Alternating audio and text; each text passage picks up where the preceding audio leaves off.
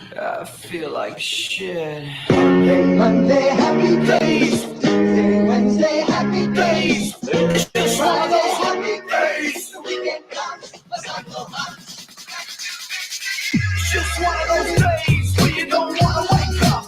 Everything is everybody sucks. You don't really know why, but you want to justify ripping someone's head off. No human contact, and if you interact, your life is on contract. Your best bet is Knock it off, you scumbucket. it's just one of those days. It's just one of those. Happy days. It's just one of those. Happy days. It's just one of those Happy days. The weekend comes, let's not go on.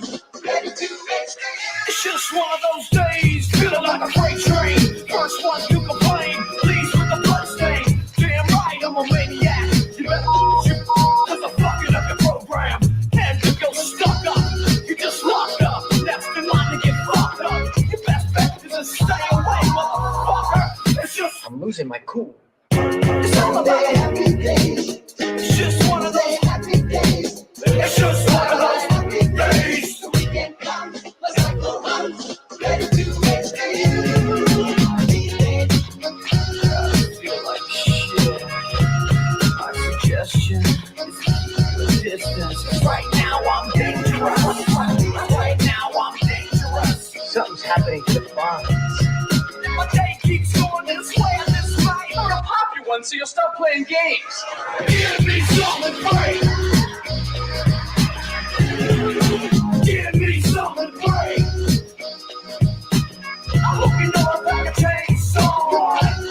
A chainsaw. A motherfucking chainsaw. What? So come and get it. What we got here is a case of mistaken identity, you know? See, now this here is Not Robert. Good afternoon, ladies and gentlemen. My name is Chief Moody, and welcome to episode 90 of the Mood of the Nation podcast. Episode 90. We're 10 episodes away until we hit the big time, if you will. The 3-digit mark, the 100th episode of the Mood of the Nation podcast. Not entirely too sure when that will be exactly, but I can't wait for that to happen. Really cannot wait for that to happen. That's going to be quite an episode. I mean, maybe it might not be like a big episode as I hope it would be, but we'll definitely wait and see when the time comes. And I definitely will see if I can maybe ask some people if they'd like to come on as maybe like a guest for a minute or two for the 100th episode. But we'll definitely see. We definitely shall see with that. Excellent. Let me have a look and see who's in the... Wow, 22 people watching already. That's good numbers. I would imagine a lot of you have come here after Jodie's stream. I'm not too sure if she was streaming from 3 p.m. up until 5. But I did catch a little bit of her stream with her guest, Bishop Williamson, just for a little bit. I didn't watch the entirety of the whole thing because I was just, of course, getting ready for today's stream, of course.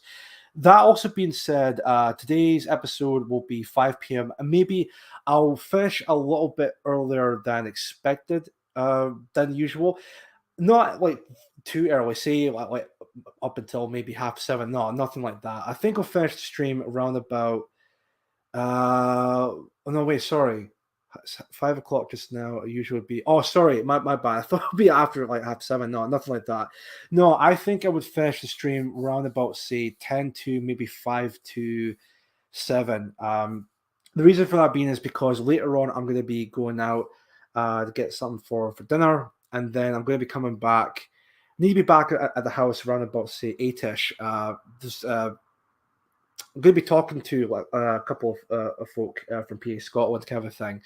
Nothing even major or anything like that at all. It's kind of it's to do with leafleting, and we're getting some advice when it comes to future events. Say if you're going to like football event or anything like that at all, then that's basically what meant to be about type of idea. So then, let's have a look and see who's in the chat just now. Ragnar Iron Spear, I keep forgetting to message you about, say, future dates for appearing on your show or mine. But what I'll do is at some point, either later on today or maybe tomorrow, I'll pop you a message and see if we can maybe arrange something for that. We'll definitely do something to get that sorted out. We have Joe Marsh in the chat. How you doing, Joe? Thanks very much for watching the show. And also a great appearance you had with PA Talk last night with Cyborg and Marcus Crassus, I think the guy's name was, or Krakus. Basically like a former member of Absolute State of Britain. Really good stuff, that episode. We have Amanda Lee with us. How you doing, Amanda Lee? We have Gammon Sandwich. How you doing, Gammon Sandwich? Thank you very much for watching the show. And I appreciate your comment earlier on. Like the stream, please, you lovely folks. Absolutely true. Feeling no weight. How you doing? Thanks very much for watching the show. English Sailor is with us. How you doing? Thanks very much for watching the show. Rory Herbert is with us. How you doing? Aunt Sally is with us as usual. Thanks very much for watching. Rob D is with us. How you doing? Anglo-Saxon. How you doing? Thanks very much for watching. Martin W. How you doing, Martin? Thanks very much for watching the show as per usual. We also have Canny Hinney in the chat with us. How you doing, Canny? Thanks very much for watching. Want to make sure English Bulldog is with us. How you doing, English Bulldog? Thanks very much for watching. Rigor Mortis is with us. How you doing? And I think that's about it. Unless is there anyone I'm missing out or just coming into the stream? Hold on one sec. Let me see. There's more messages coming along. Steve Shaw is with us. How you doing, Steve? Thanks very much for watching. Blademan is with us, or Blademan. Thanks very much for watching the show. Appreciate you being here. Excellent stuff. St. Thomas Aquinas, I hope I pronounced that right. Thanks very much for coming and watching the show. Jody's stream with Bishop Williamson was outstanding. Yeah, I did catch a little bit of it. I'll probably watch more of it, say, later on tonight, or maybe tomorrow if I have the chance. So obviously I'm going to be back working tomorrow by 7 p.m. up until 5, I think. Maybe earlier, I'm not too sure, but we'll wait and see. We'll definitely wait and see with that. I think that's me up to date with the chat so far. I think that's everyone here and all up to date. Excellent. Good stuff. Well, quite a good turnout at the moment. 23% people watching. So hopefully more might come along, but or maybe not. This might be the peak of the show's appearance. I'm not entirely too sure, but we'll definitely see with that. Also, for people who may not be watching the stream as of yet, or maybe watching it, say, later on or when it's not live, it will be up just after 7, and of course it's not on Odysee at the moment, but episode 90 will be appearing on Odysee again, whether it be later on tonight or tomorrow at the very latest. Even speaking of Odysee, I definitely need to upload more episodes of Mood of the Nation, or previous episodes of Mood of the Nation, on my Odysee channel, but that will definitely get done as soon as possible. As a matter of fact, I might actually have more time next week, because I'm going to be off. Tomorrow will be the last day, but until, like, say, anything happens, but we'll definitely see with that. So Gamma Sandwich, not really a religious chat myself, but the Bishop had some interesting thoughts anyway. Yeah, I agree. There was a lot of good points he was making for what I've watched at that point, so I'll definitely be checking it out later on from where I cut off up until towards the end of up until the end of Jody's stream. We'll definitely see. In fact, Jody needs to come on the show at some point. Maybe I can ask her if she would like to come on the 100th episode as one of the guests, but we'll see. Can maybe ask a number of people who would like to come on. Again, they don't need to be on it for like the entirety of the episode, but just if they want to come on for a bit, they're welcome to come on if they would like to. Sacrifice will bring salvation. I'm assuming that's in reference to what Bishop Williamson was talking about during Jody's stream, which again, fair point with that. Now then, today I do have some topics I'd like to cover just now. So, of course, I know that the title and the thumbnail you saw for tonight's episode, that's not going to be the main thing we're going to cover at the moment. That will be much later on. I'm going to make that as the main event for tonight's episode, if you will. So we'll leave that for towards the end of the show. What I will cover is something that was brought to my attention during Mark's Telegram page, Mark being Mark Collett. So we'll definitely cover that, but there's also something I want to cover just now, is sort of like a continuation of where I last left off with the previous episode 89, where I was talking about Funko Pops. Now, there was one article or one Reddit post that I was going to cover for the last episode, but didn't get a chance to because of the time. So I'm going to finish off that, and then we'll move on to the article by The Guardian. I know it's The Guardian, but just bear with me. And then we'll get into the main event, which, of course, being the Exposé by Tommy Robinson about Cope Not Hate, or Hope Not Hate, if you will. But anyway, I think we'll get into that just now. So we're 10 minutes into the episode already. So if you could bear with me just now, I'm just going to get a quick drink. Should maybe refill my water bottle, but I'll do that later on. Anyway, let's get right to it. Into today's episode. Okay then. Oh, and also just a little bit of announcement as well. So from the 1st of August and onwards, there's going to be a slight change with my rota, if you will, when it comes to working. So with the rota I'm on just now, it's very awkward because sometimes it would be, so it's usually 7 till 5 or sometimes 7 till 3, depending on if the day is busy or not. But most of the time is usually 7 till 5. Now, with this case, there's not like a specific like it's not like a regular, say, 9 till 5 type of job, or say like Monday through Friday. From the 1st of August and onwards, it's going to be a Monday through Friday type of work with a timing of 8 p.m. No, sorry, 8 o'clock in the morning up until 6 p.m. in the evening. Now, which is perfect for me because that means I could definitely do a lot more activity with the guys at PA Scotland during the weekends, whether it be Saturday or Sunday. There's a bit of a bummer when it comes to the Thursday night episode because if I finish work at 6 p.m., it's not like a long walk home. It would be like a half an hour walk from the workplace up until back where I live. But that would mean that I would need to get everything all sorted up and ready to go. And then, of course, the show itself would need to be at 7 rather than 6. But then again, there's also the case Wesley or Renewed Britannia, because I know he streams every Thursday night. I think it's around about 7, maybe 8 or 9, depending on the night. So I'm going to see if I can maybe have a word with him and see if he doesn't mind me streaming at 7 or maybe slightly afterwards, because I don't want to kind of butt in, run about the same time as he does and be like, well, I'm going to be streaming at this time and the same as you, whether you like it or not, because I don't want to be like a total douchebag or anything like that at all. So I'll have a say to him and say, would you mind if I can do this or not? And then we can see from there with that, of course, if he doesn't mind with regard to that. So anyway, let's get right into the first thing with today's episode and then see from there. So what we'll do is I'll finish off the Funko Pop topic first, and then we'll get into the Guardian article, and then we'll get into, as I said, the main event for tonight's episode. We'll start off with this. I'm going to share the screen real quick. This one here, of course, share audio just in case. Let me get into this part here. Tank the Lord is with us. How you doing, Tank? Thanks very much for watching. And also John Palmer, how you doing? Thanks very much for watching the show. Just want to make sure if there's anyone in the chat I've missed out. What Tyler 1381, how you doing? Thanks very much for watching the show. I think that's me up to date with the chat so far. So if I missed you, my apologies. It's just obviously there's a lot more people coming in, and I want to crack on with today's stream with that. And also, just for people who are new to the chat as well, you might catch me swear here and there. I'm going to try my best not to swear as much as I usually do with previous streams.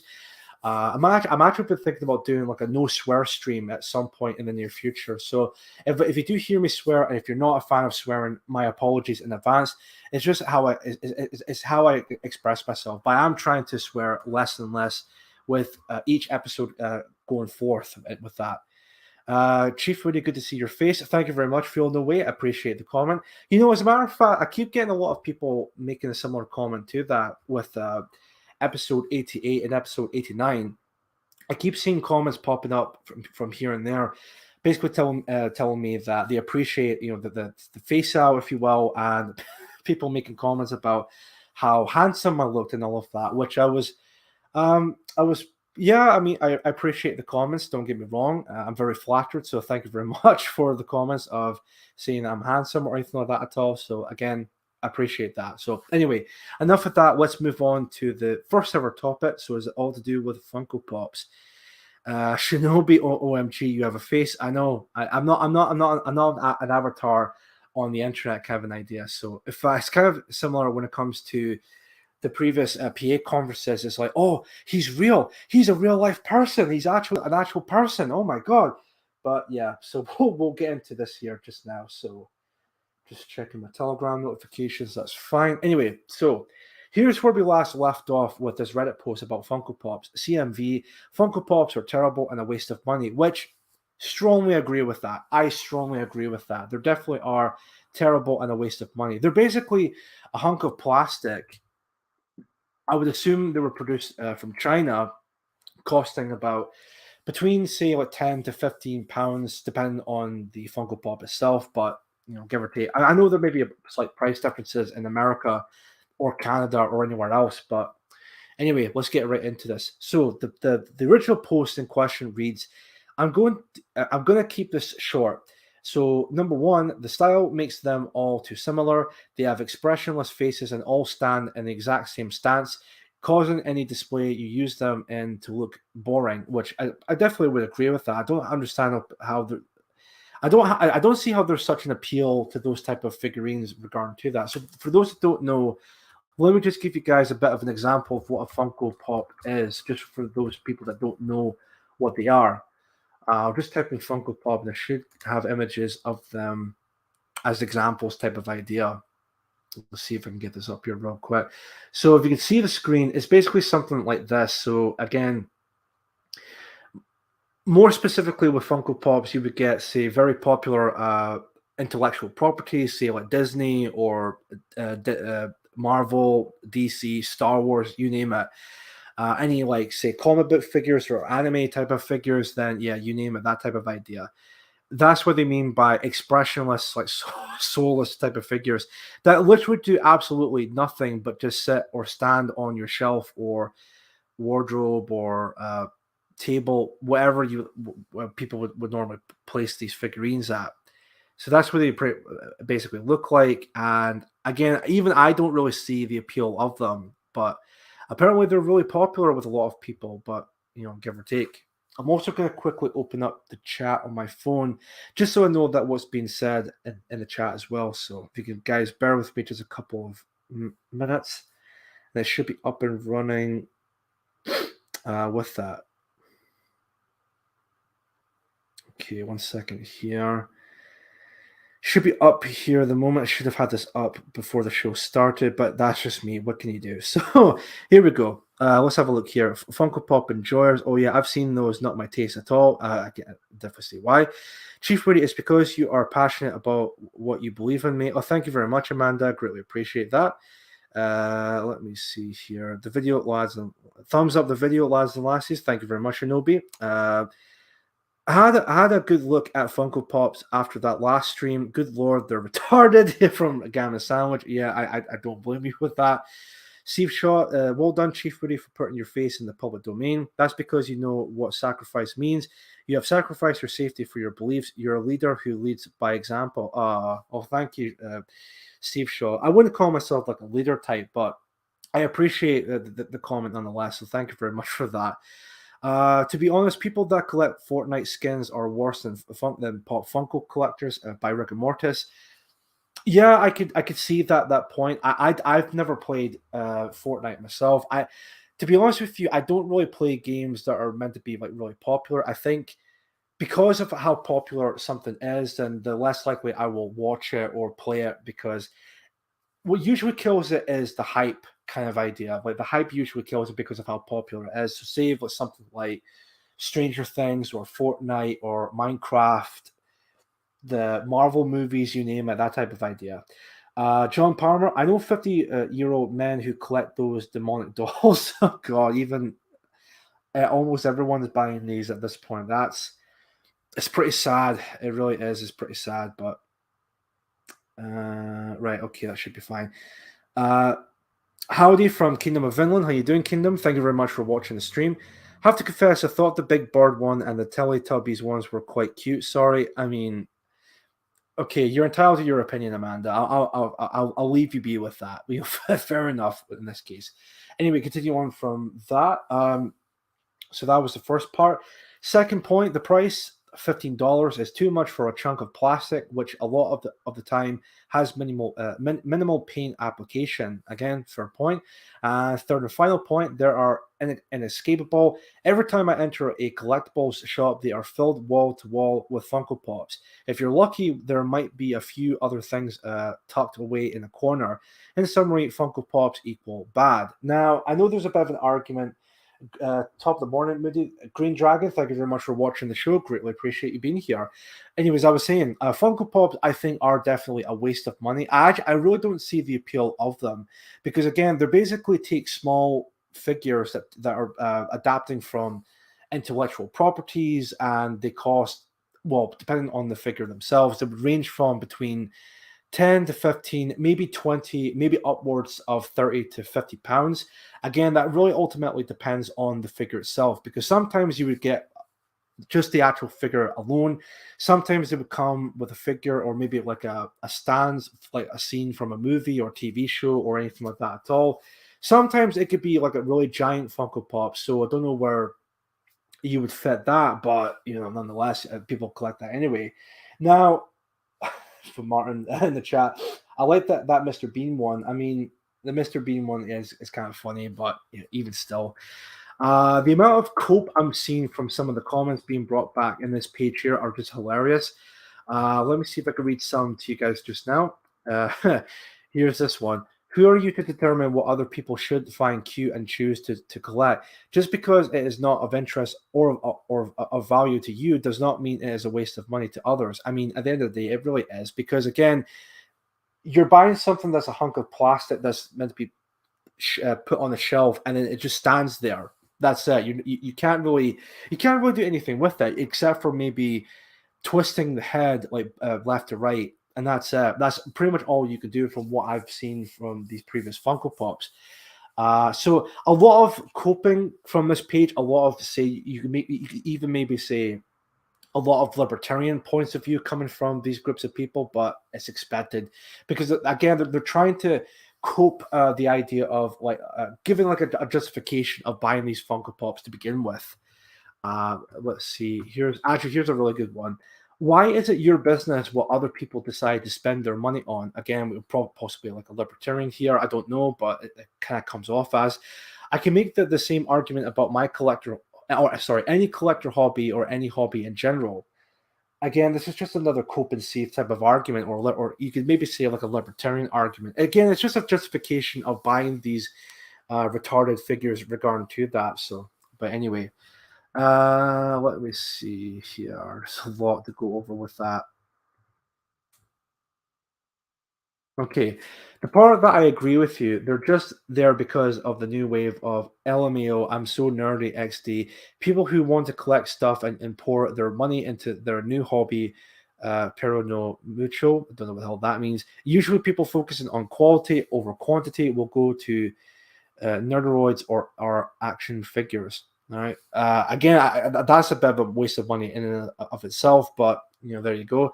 The part that I disagree with you, the price $15 is too much for a chunk of plastic, which a lot of time has minimal paint application. The labor theory of value is flawed and doesn't reflect like a market society works. Okay, the price of something is determined based on the supply and demand for that specific product. I mean, again, it's just a complete waste of money, isn't it? The amount of coping from these people, are they all Chinese made? That's actually a pretty good question. I would imagine they're Chinese made. But let me just come back onto here real sec. Let me see. Let me type that in just to get a definitive answer to that. Let me see here. Sorry, 1 second. Are Funko Pops produced in China? I mean, because everything is pretty much made in China anyway, so I would not be surprised with that whatsoever. Let me see here. Here we go. Let me see if I can get this up here real quick, and then we'll move on to something else, or at least the article by The Guardian. Bill Affling is with us in the chat. How you doing, Bill? Thank you very much for watching the show. Great, appreciate you being here. All right, then. Let me get back onto here. We're sharing the screen. I should be up and running here just now. I'm not too sure if... Oh, it's a Tumblr post. Well, I mean, it's Tumblr, but, we'll just read this part here. Are Funko Pop's figures or Funko Pop figures made in China? China Funko? Well, yes, you guessed it right. The major manufacturers of these pop figures are China and Vietnam. So there you go. After the manufacturing of small parts, they are assembled and boxed as per requirement in Everett, USA, Washington, D.C. If a Y pops up in your head, then here is a clear answer. The labor is far cheaper in those countries, and they have a large vinyl industry that produces millions. So, in short, yes, they're producing countries like China and Vietnam because the labor within those countries is, of course, very cheap. COVID made in China by Steve Shaw. Well, that's definitely truth to that. Green Dragon, real quick. Moody, would you mind shouting for 5 minutes? I can't put off the hoovering any longer, but still want to listen to you. I mean, I don't know about the shouting because, again, the neighbors and whatnot, but I'll try and speak up a bit with clarity. So hopefully that might be a lot better. Hold on 1 second. I'm gonna another quick sip, and then I think we'll just move on from the Funko Pop stuff because, again, it's cringy as hell. Again, I just don't really see the appeal of buying those type of figurines. It's another case example of, say, don't question, just consume, that type of idea. So, oh no, it has to be shouting law. 1 sec.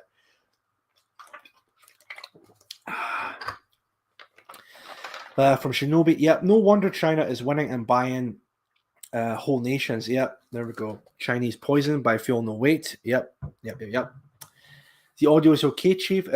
Is okay, Chief. Thank you very much, Steve Shaw. Thank you very much. Kingdom of England. The US doesn't make as much, if anything, anymore. America used to be an industrial powerhouse. Indeed, it was like back in the day. But then, of course, a lot of stuff happened, and then everything was all shipped to other countries. Of course, China being one of them, which is a shame because countries like America and also Great Britain were powerhouses for industries like steel works. I believe car manufacturers were a thing as well back in the day. A lot of stuff were produced within their own countries, but of course, a lot of things happen in terms of everything's becoming a lot more globalized or part of the global market. So you can imagine they would ship everything to China or Vietnam or those types of countries to produce all of our stuff over to them, but then brought back over to our respective countries. Rigor Mortis, Scotland used to be an industrial powerhouse. Oh, that was in Detroit, yeah, when it comes to that. Me in Britain, ES was everything when I was a kid. It meant quality. Indeed. John Palmer, USA don't even print their own comics anymore. Most of their books are now printed in Turkey. I did not know that. Wow. The same place we send our old RN ships to be scrapped. Wow. It's sad. It really is sad regarding to that. Hopefully at some point in the near future, in the near future, that maybe it can go back to the way things were. But again, only time will tell with that. But hopefully things will change in the near future with that. Oh, sorry, excuse me. Was there anything else brought up in the chat? Hold on 1 second.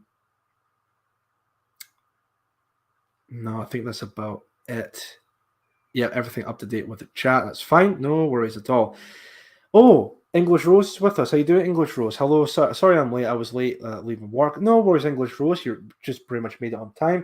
I was just covering the last part of the Funko Pop stuff I covered on the previous episode. But other than that, Rose, you haven't missed a thing. So welcome to the party, if you will. So Gamma Sandwich in the chat. How you doing? Cheap and mass-produced stuff tends to be produced in Asia. The quality, high-end and expensive gear is still made in the West. Fair point. Sir Thomas Lipton, my tea business was a big thing in Scotland. It's in its day. Excellent stuff. Thank you very much for joining with us to the stream. Did I miss the Hope Not Hate Exposé? No, yeah, you've not missed that at all. That's going to be saved towards the end as the main event for tonight's episode. You're very welcome, English Rose. You're very welcome. And also, maybe just a bit of a quick shout out for English Rose because she brought to my attention earlier on. I hope everyone is well. Oh, thank you very much, English Rose. They brought my attention an article. Was it by Spite, if I'm not mistaken? Hold on 1 sec. Sorry, just one second. I'm going to see if I can get this up real quick. 1 second here. I'm not going to bring up the article in and of itself. I'll just read it from my phone. Yeah, from Spiked Online. Yeah, I'll see if I can have a look into that. So this article in and of itself is about the grooming gang scandal So that article, of course, if English Rose is listening, I won't cover that for tonight's episode because I think the topic in and of itself of say of of of um, of the grooming gang scandal is a very dark subject matter to go over. I think what I will do is I will save that for the next for Sunday's episode because I think that's quite a very touchy subject matter. Not to say that what I'm going to be covering are like bad subject matters, but I think obviously with a subject matter like that, that's something that definitely needs to be taken very seriously and should be brought to light with everybody. So I will save that for, I'm not going to cover that tonight, but I will definitely will save that for the next episode. As a matter of fact, I might as well use that article as say the main focus of the next episode. So thank you for bringing that to my attention once again, English Rose. I won't cover that tonight, but I will definitely cover it for episode 91 of Mood of the Nation. So again, thank you in advance for that. Let me have a look here and see what just real quick. I'm loving the shaggy beard. Beardies Unite. Thank you very much, Green Dragon. I appreciate the comment. A lot of people making a comment before with my beard. People tend to appreciate the beard, which again, greatly appreciate that.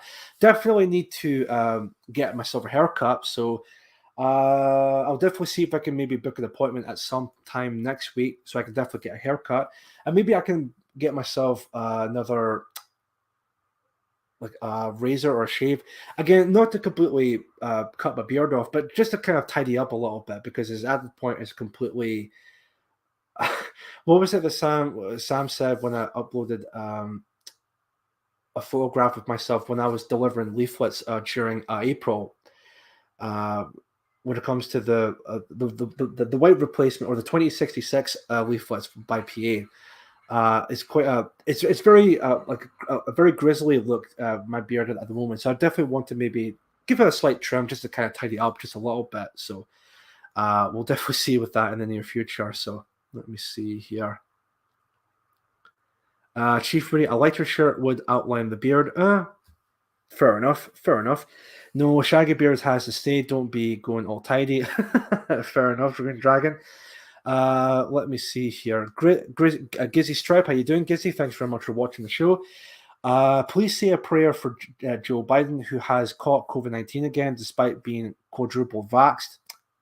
It kind of speaks volumes of it, doesn't it? You look like a Viking, Moody. Well, thank you very much, Odyssean Advocate. Appreciate the comment. Does Biden have cancer, or did he misread the teleprompter again? I mean, with Biden, you never know. I mean, I'm not a fan of Joe Biden, but if he does have cancer, that's definitely a shame. But obviously, you have to take something like that with a grain of salt, because it might be true, it might not be true, but you never know with these days. I mean, I think it were to be true if they actually were to make an actual announcement of that. But I think that's something I don't know if they will announce, or maybe try and keep that under wraps. But again, you never know with that. So definitely take that with a pinch of salt. It could be the case of Joe Biden having his was it like he tends to forget like dementia or anything like that. Not to make light of dementia or anything like that at all, but it's just there seems to be like a running joke with Joe Biden that he tends to forget things or he's like or anything like that at all. But anyway, so English Sailor, I rock the shaggy look myself. Women like it. Fair enough. That's a fair point to make. October, thank you very much for watching the show. Greatly appreciate you being here. Biden has dementia. Oof. Wow. There we go. Feeling the weight. Threw up over a Turk once in Turkey. He got what he was coming. That's good. Fair point. Oh dear. Shaved the beard off when it got too hot. Now I'm in the process of growing it back. Again, gray bits and all. Excellent stuff. I think it's just with me that when it comes to like beards and all of that, I never really like to shave it. I tend to maybe give it a slight trim because when I do shave my beard entirely, a lot of people would say I have like a baby face, or it gives me like a softer look without the beard. So I definitely would like to keep my beard, but maybe give it like a slight trim or anything like that at all. But we'll definitely see with that. Anyway, folks, half an hour into the show already. Let me move on to the Guardian article. And then we'll move on to something. Then we'll get into the Exposé by Tommy Robinson. So let's have a look here. Now, again, Like I mentioned at the start of the show, this article was brought to my attention by Mark Collett's Telegram page. Let me see if I can get this up here real quick. Then we'll cover it just now. Now, as I said, this article was written by The Guardian, so again, with The Guardian, take everything, what they say with a pinch of salt also, but let's cover it just now, because again, The Guardian, very leftist type of news sources, anything like that.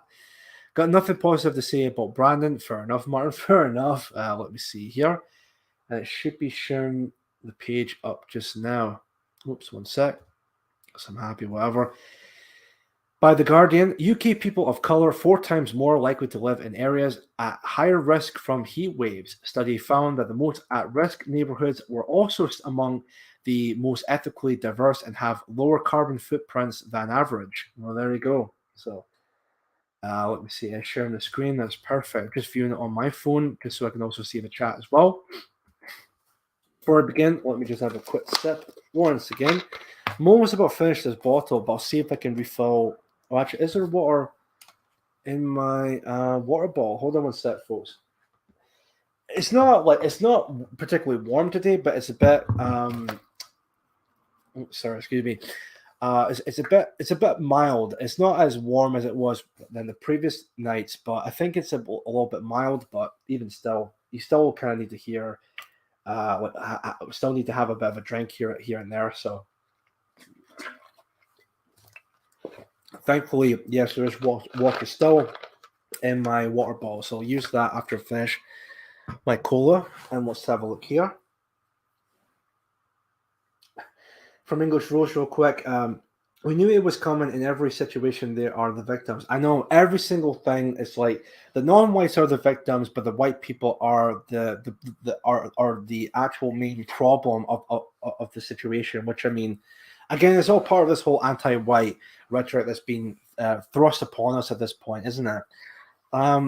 Even I remember even seeing like a news report about the whole heat wave coming through and how the news media or even the mainstream media were trying to make it out as if it was like a huge worry, like, oh, people are going to die because of this heat wave. Oh, the horror of this heat wave at like 30 to 40 degrees. Like, oh, they're just terrible. It's like, look, relax. I mean, I'm pretty sure in the past there have been record-breaking heat waves all across the UK. In fact, what I even found out recently, apparently back in Britain in the year 1976 or maybe 77, I'm not too sure, but they called the summer of 76 or 77 in Great Britain because of how hot it was back in the day. Now, maybe I don't know if someone in the chat might maybe elaborate on that a little bit, or maybe can confirm that's true. But I remember growing up when I was a teenager back in 2010, 2011. I remember it being like a really like hot summer during that time. 1976, people writing in the chat. That's the year. Thank you very much for that, folks.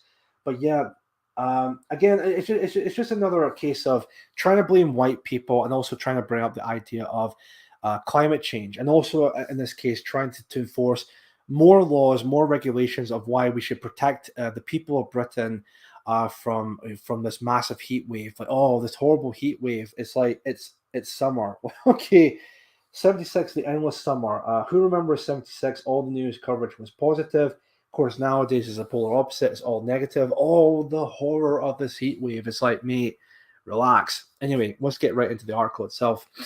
People of colour are 4 times more likely to live in areas at high risk from heat waves in the UK as the climate heats up, according to experts.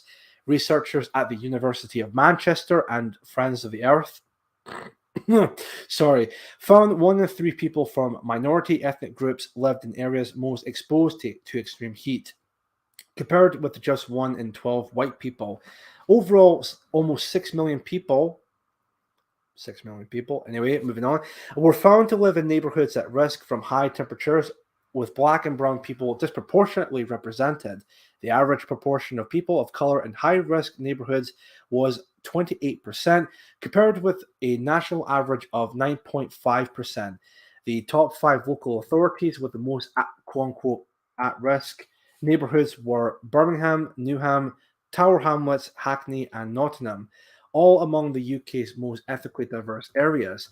Speaking as the temperature crept past 40 Celsius or 40 degrees, I believe, in the hottest day yet recorded in the UK. Mike Childs, head of science, policy, and research at Friends of the Earth, said extreme heat waves will be more frequent and severe as the planet warms. While the UK and Europe are suffering with 40 degrees heat, parts of of India and Pakistan faced temperatures of around 50 degrees earlier this year.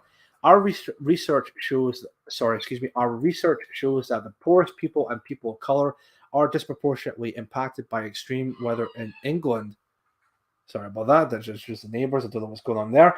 But by extreme weather in England, this is true across the UK and internationally. The communities on the front lines of the climate crisis also have the lowest carbon footprints. They have contributed at least, but are being hardest hit by rising global temperatures. A team led by Sarah Lindley, Professor of Geography at Manchester School of Environment, Education and Development, identified which neighbourhoods in the UK were the most socially vulnerable to high temperatures and compared them with the areas set to see increased temperatures in a range of global warming scenarios. So, just to kind of give a little bit of a point here to make, obviously, from what we've gathered from this article right here, again, it's just another way of trying to blame white people and trying to make the non-whites to portray them as like victims as humanly possible, when in reality, as we come to find out from other sources that don't fit within the mainstream narrative, it seems to a lot of people that whenever you bring a lot more of, say, non-whites into the country, regardless if they're coming here legally or illegally, it seems to us that a lot of the increase of environmental heat or the damaging towards the environment, it seems that there's a correlation between that and also the immigrants coming into the country, which again should really make you think with regard to that. But anyway, apparently it's a problem here in Britain because again they're trying to blame it on, say, white people. It gets a lot hotter in Africa and India. Their ethnic homelands they're better equipped to cope with hotter climates. Well, I mean, you think, but apparently not so in the UK because again they're trying to make it out as if it's white people's fault in this case. Gamma Sandwich, I don't understand how people from countries with average summers of 40 degrees can suffer so much on one hot day in Britain. I don't know. Again, I think it's just part of that whole fear mongering, like, oh, we need to protect like British people as humanly possible because of this heat wave. It's like, look, people have had this heat wave before. Like, this is not like a new thing. You know, this is not something to worry about. It's kind of like what happened earlier with the whole monkeypox viral outbreak that was going on. Despite the fact it's happened before, this is not like a new thing, but they're trying to make it out as like a big new thing for people to fear and worry about. But people can see through the BS with regard to that. So let me see here. Where was I left off with that? They found 3,001 high-risk neighborhoods that could be exposed to very hot weather. So 27.5 degrees or above for 5 days or more, with 1.5 degrees of warming, and would be exposed to dangerously hot weather, so 30 degrees or above, with 3 degrees of warming. Friends of the Earth also found that those who were living in areas that were most at risk were contributing least to the problem, have lower carbon footprints than average. Awareness of the disproportionate impact of climate change must feed into policy, Chow said. Environmental justice must be at the center of governments' climate strategies, he said. Unless carbon emissions are cut drastically, we will face even more health-threatening heat waves in the UK, and large parts of the planet could become unlivable. I mean, again, this is not like a brand new thing. It's not like this is like a a case where there was never like a heat wave in Britain before, and then this year was like the first ever that this occurred. No, this happened before.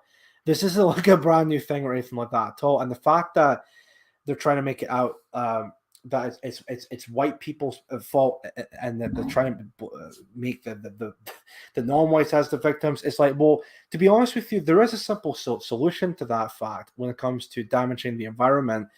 And of course, people hear me out here.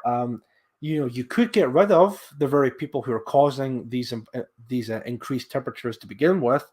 But of course, if you were to make that point, you would be labeled as a racist or a xenophobe. I mean, how dare you? But it's the truth and nothing but the truth with that. So, let me see here. Is there more to it? I'll read on just a little bit more, and then we'll move on to the main event of today's episode. Awareness of the disproportionate impact of climate change must feed into policy. Oh, no, sorry, I've read that already, so my bad. Action is urgently needed to adapt frontline neighborhoods to cope with extreme weather. So, again, more like rules and regulations. Like, no, I don't agree with that. With more green spaces and trees for shelter, home installations to keep homes warm in winter and cool in summer, and air-conditioned community centers for people to get some respite from the heat. Criteria used by this researchers to identify high-risk area included types of housing, taking into account the added difficulty of cooling, high air rises and mobile homes, environmental factors such as the number of trees and green spaces, demographics with very old and very young more susceptible to heat stress, and even crime rates. Such people in high crime areas are less comfortable leaving windows wide open at night. Let me see here. Hi Tower 005 is with us in the chat. How you doing? Thanks very much for watching the show. Great, appreciate you being here. Well, again, I think there's a bit of a correlation with these problems and, of course, these migrants coming into the country. I mean, again, you could get rid of.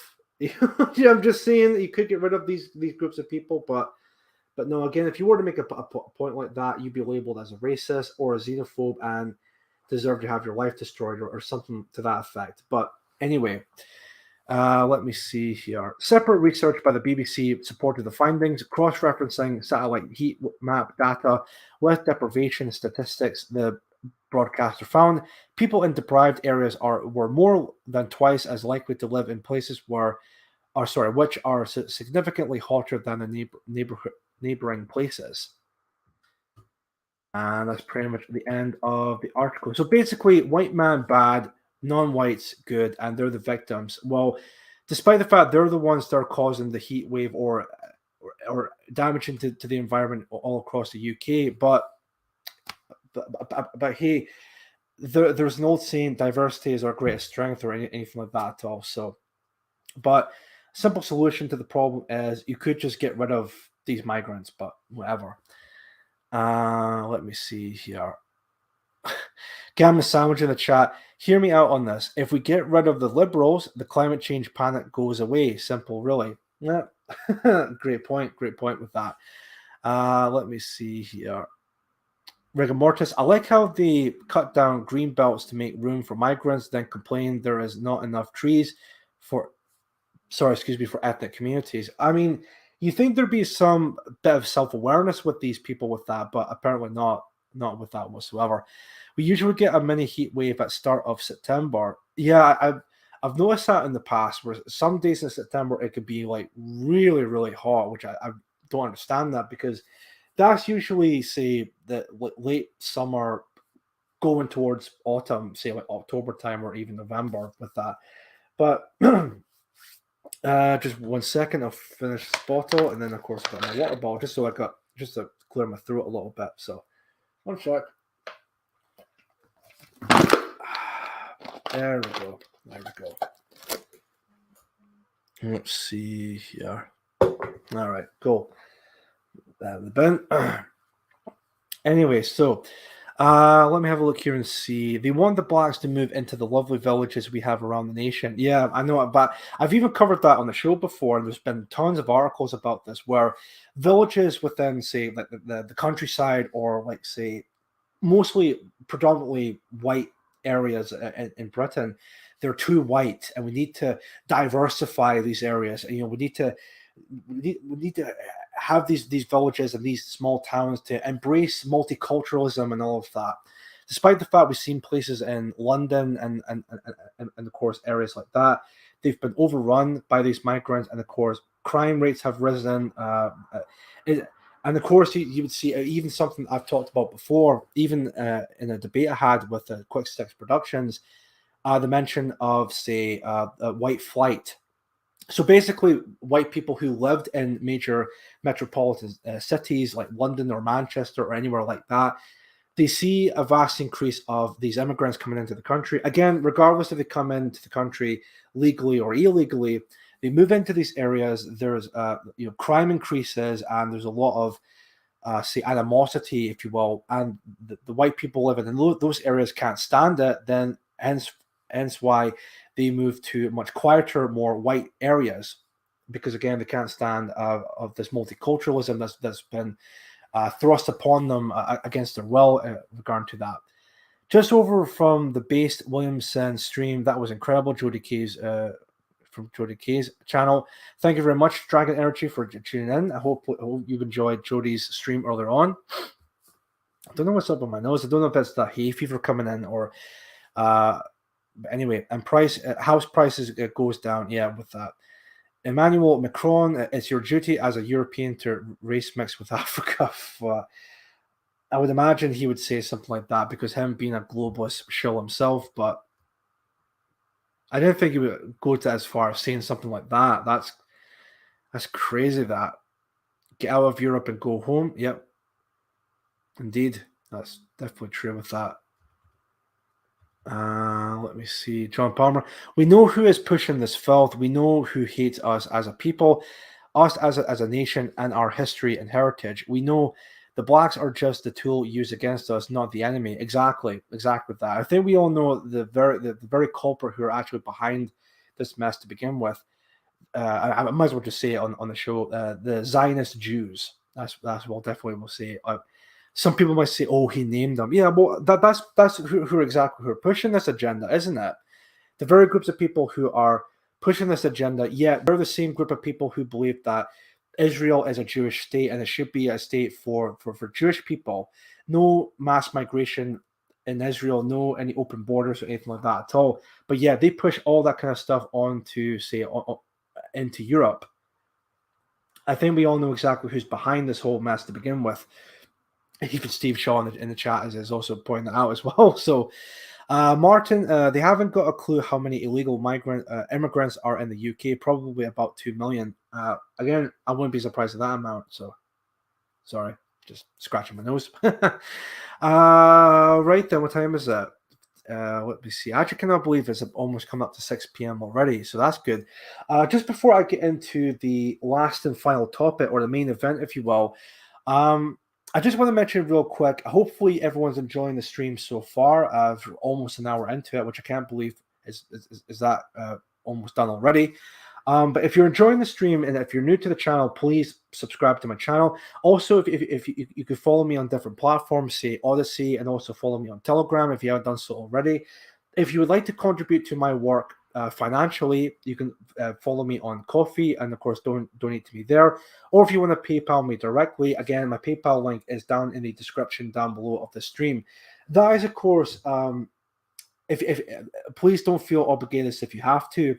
If you would like to help out with my work financially, then those links will be in the description down below. Again, that is if you want to. Don't feel obligated if you have to. If you want to, I greatly appreciate it. And if not, then again, that's completely fine. Then I appreciate people coming along regardless when it comes to that.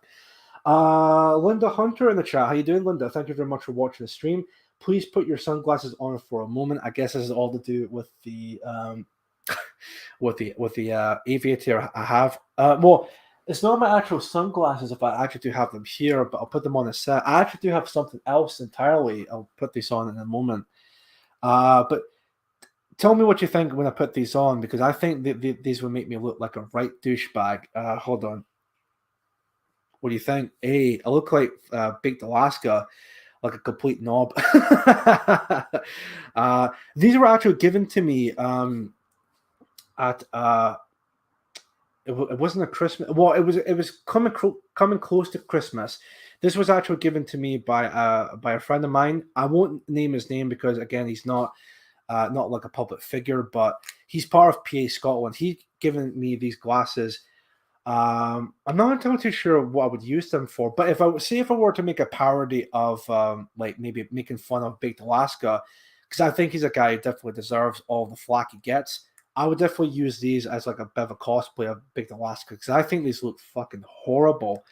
So yeah, definitely if I were to make like a Big Alaska parody, these would be perfect for it. So, but yeah, I don't wish to be rude, but honestly, English Rose, I don't really wear these. I think they could be used for, like I said, like a Big Alaska parody because I think these are just absolutely just dog shit. Like so, it be okay if you had to do a bit of welding. Yeah, that's fair point. That's definitely a fair point with that. Now, just to stay with the aviators, mate. Yeah, from Gamma Sandwich, I agree. I'll put on the aviators for Linda Hunter's request because again, I think that's all to do with the avatar I have. Hold on one sec. See if I could put this on here. 1 second. Oh crap! Almost fallen off. There we go. I was actually thinking about maybe putting these on for the stream because again, it kind of ties in with my overall aviator or avatar that I have. But I think it would be a little bit weird to have these on when I'm inside, because it's just a little bit sus. Because then people would think, "Oh, is he on something?" It's like, no, I don't do, I don't do any drugs or anything like that at all. But again, it's a little bit weird wearing above aviators in the house or anything like that at all. But anyway, what's been said in the chat? Hold on one sec. Benjamin say your dog ate it. There he is. Yeah, indeed, the actual chief media himself. Now you look like Tom Cruise with a beard. Oh, I appreciate the comment. John Farmer, thank you very much for that.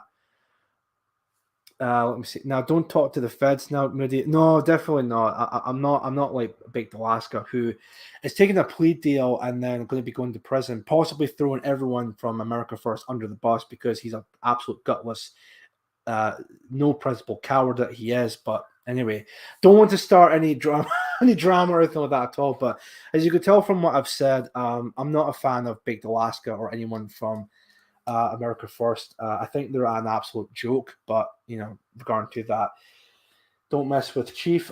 It's never too dark to look cool. The snow glasses seem better.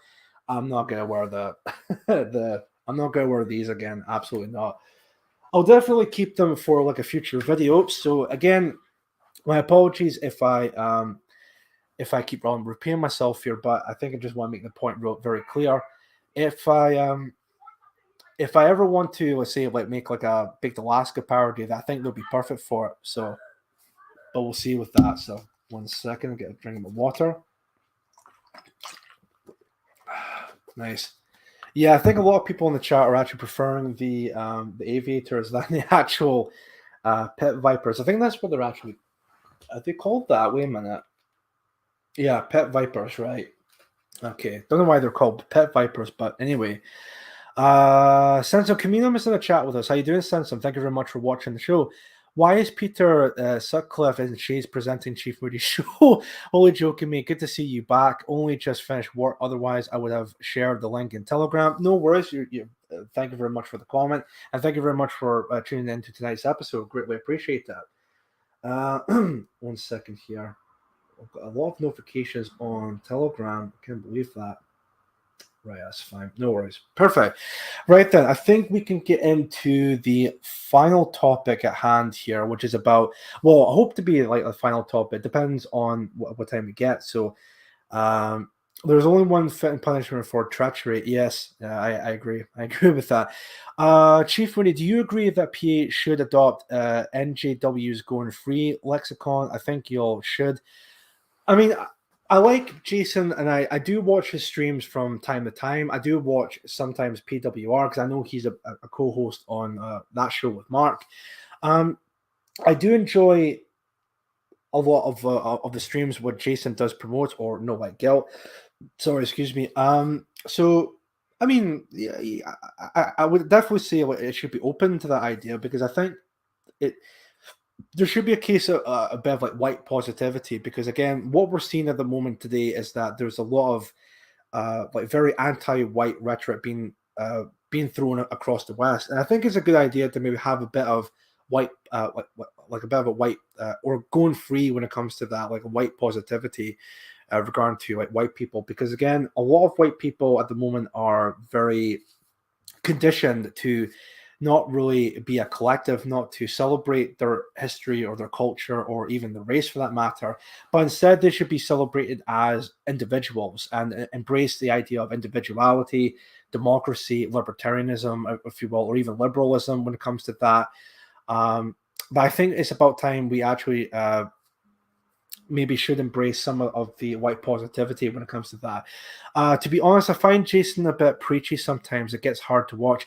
I can see where you're coming from with that Gamma Sandwich, and I again, not to like denigrate Jason or everything he does, it does kind of come off as just a little bit like preachy for my taste. Although I do like some of his content. In fact, my favorite of his, he done was it maybe last year he did it. He was covering some Sivna in America by the name of Karlin Borisenko. Even I covered her on one episode. I think it was the 5th episode or episode 6 of Mood of the Nation at the time. So yeah, I do like some of his streams. I do agree he does come up just a little bit preachy for my taste, but again, I think he's a good guy. I think he does great things for the movement. So demoralized by Marxism, never punch right. There we go. So yeah, definitely, I do like Jason with that. I do agree with his idea of again the whole white positivity or going free lexicon idea with that. So definitely agree. Right then, let's move on to the next topic, which is the expose by Tommy Robinson. But just before we get into that, I want to start off with this for this part here, for the big main event of today's episode, because I think it fits what we're going to be covering here. Let me see if I can get this up here just now. I'll actually, before I do, let me just get both of them up here. One sec. If you guys can bear with me just now. Sorry, 1 second. I should have actually kept these up. But I was a bit worried about, say, the buffering, because every time you open up like multiple tabs at once, it tends to affect the connection or the buffering when it comes to any videos or anything like that at all. I don't know why, but I think it's all to do with the connection aspect of it. But anyway, so that should be. Ladies and gentlemen. One sec. Pause that and then get back onto here. Right, that's fine. That's ready to go for this one, and then we'll get to this long video that was on Danny Roscoe's channel, I believe it was. I mean, I know it's Danny Roscoe, but I think just for the sake, it's ideal to have this up here because I'm not going to showcase the entirety of the stream, but there will be some bits and pieces I will be covering because there's quite a lot to go over with this expose, which, I mean, I know it's from Tommy Robinson, and I know I've talked about Tommy before. I know everyone in the chat definitely does have their own opinions on Tommy Robinson, but I think he has done a lot of strong mob named after notorious US. Pause that in a moment. There we go. I think Tommy has done a lot of good things in the past. I think he's done a lot of questionable things in the past, even some stuff about, say, like nationalism that I definitely do not agree with. But I think with this expose, it's definitely did a lot when it comes to exposing hope not hate, or as I prefer to call them cope not hate. Jacob G is in the chat with us. How you doing? Thanks very much for watching the show. Chief, turns out the women you're talking about was covered on episode 5 of Mood of the Nation. I see. Interesting. And that's Mark shared the stream for tonight. Excellent. Thank you very much, Mark, if you're watching. Greatly appreciate it. Right then. Excellent. Okay, then. So let's get into this clip right here. I don't know why it's doing this. Nah, never mind. Okay, anyway, enough of that. Let me share the screen.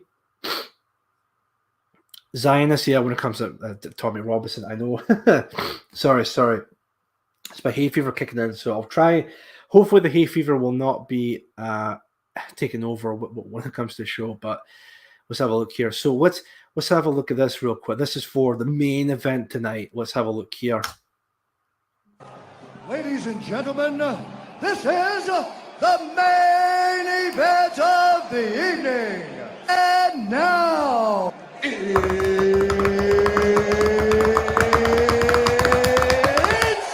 time! Yes, that's right, folks. It's time. It's time for today's main event. It's the main event you've all been waiting for. I know this is meant to be the start of the stream, but I thought it would make a lot more sense if I covered it towards the end of the stream. And that is It is the expose of Hope Not Hate by Tommy Five Names, Tommy Shackelstein, or people call him Tommy Robinson. Hey, Tommy Robinson. We've all heard the fucking chant. Anyway, so let's have a look at this just now. Just saw the thumbnail. You made her look like Meg from Family Guy. Well, to be honest with, when it comes to Carlin Brasenko, I'll just talk about just real quick. She reminded me of Meg from Family Guy, so I thought, right, I'll just maybe design it like her, because she not only does she look like Meg from Family Guy, but she kind of comes off like Meg. I mean, whenever you get into a possible debate with her or anything like that, you might as well just tell her, like, shut up, Meg, because that's exactly what it comes off as. Anyway, moving on from there. So let's talk about the expose by Tommy Robinson. Now, as I said just now, I'm no longer a fan of Tommy Robinson or any of the Tommy Robinson movement. I think they're basically complete charlatans. I think they claim to be nationalists, but they don't really. They're not really, they're anything but nationalists at this point. Good evening, Woodlander. How you doing? Thank you very much for watching the show. And there's a lot of things. To be fair with Tommy, he's done a lot of things in the movement, in the nationalist movement, that I take my hat off to him and all of that. I think what was happened to him, and his family, by groups like Hope Not Hate and all the Islamists and all of that, were absolutely shocking and horrible and never should happen to anybody. But there have been comments in the past by Tommy that he's made towards Mark Collett, PA, anything to do with, like, say, nationalism, like true proper nationalism. Just bumped to that, sorry. That are very questionable. I think that definitely does paint a picture of where he actually stands politically and the types of people that he would support. He's supposed to be someone for Britain, but we all know exactly that he's basically a charlatan and as basically a Zionist shell, if you will. He definitely is a supporter of those groups of people, the Zionist Jews, if you will, with that. So, but with that being said, he has made an expose of Hope Not Hate. Now, in this expose, he does talk about this towards the end, that and even people in the chat wondering what's going to be the response to that by Nick Laws. Nick Laws, from what I understand, is he has written a book which is coming out not too long now. I think it's going to be either next week or sometime in August. He's making a book called Tommy that's meant to be covering Tommy Robinson, his past deeds and all of that. Basically meant to be like an expose type of book about Tommy Robinson. So even Tommy said in this expose that this is meant to be a response to Nick Laws, or meant to be trying to be the first thing out before that book is released, which I think that might be a bit of a detriment, because he could have maybe worked on this expose a bit longer, so that maybe it might be a bit more like polished. But I just kind of felt like the whole thing was a little bit rushed towards the end, because it kind of felt as if, like, he didn't want that book to be released first, but then he wanted his expose to be released first, and then the book would be out afterwards as like a bit of a response. But it was written before this whole expose. But anyway, there's a lot of things that came out with this expose that were quite eye-opening, especially the people who are in it, who are talked about, who are in talks with Hope Not Hate. And I think those very people that should be very questionable and definitely should not be trusted whatsoever. One person, for example, I know people are going to say, "Oh, you're saying this because you want to stir the pot, you want to start drama or anything like that." No, I'm just the type of person who calls it like it is, and I'm the type of person that says a spade is a spade. I just tell it like it is, and I never like shelter or anything like that whatsoever. Now, one of those people that were talked about in this expose or documentary, if you want to call it, was Jada Francine. Now, I think it's Jada or Jaden. I think it's Jada Francine, if I'm not mistaken.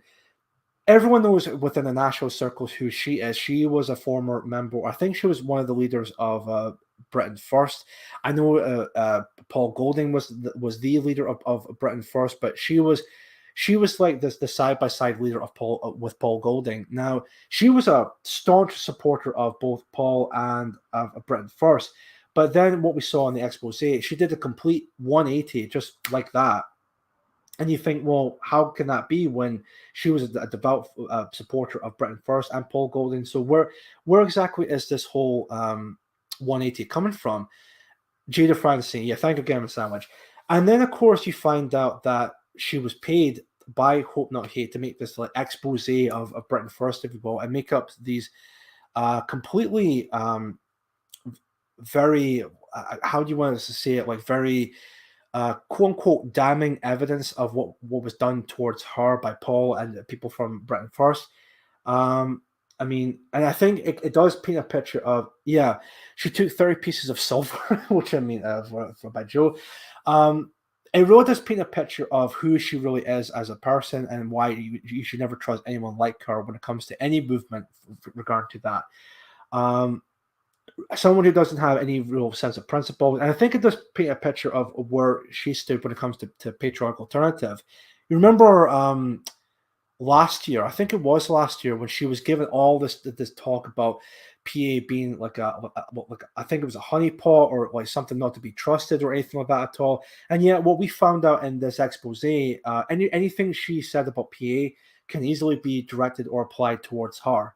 So there you go. Now, I don't know about, say, someone like Nick Griffin, because he was quite vocal about PA last year and all of that. And even, of course, someone like towards Mark in the stream he was in with Professor Edward Dutton. So again, that should really definitely paint a picture. So again, I'm only just saying what was said in the expose. I'm just calling a spade a spade. But anyway, again, just to make a point about that, I know some people might think, oh, you're stirring the pot, you're trying to cause drama. No, I'm just saying it like it is, kind of thing with that. Once anyone speaks to Hope Not Hate about anything, they are to be written off. I agree, Joe Marsh. I definitely agree with that. I think if anyone in the nationalist movement talks to Hope Not Hate, regardless of the reason for it, I think they should be I think that they definitely should be shunned regarding to that. I think it's very questionable at that point. Like why would you go to speak to Hope Not Hate regarding to that? So even Lauren Southern, I'll just mention this real quick, with her recent video, The Whole Truth, basically trying to defend people like Kaylin Robertson and his boyfriend. I don't know if at the time they're still together or at the time, but I think it's just very bizarre that she would defend those two and trying to maybe not speak too much about the whole Hope Not Hate thing. It's like, look, you're supposed to be a member of the right wing. You're supposed to be this type of person. You know for a fact that Hope Not Hate is a leftist organization that tries to destroy anyone who opposes the leftist Zionist Jewish agenda being thrown at us. Why would you still speak to Hope Not Hate, regardless if you agree with them or not? That in itself is very, very questionable. Like, why would you bother doing that? Let me see here.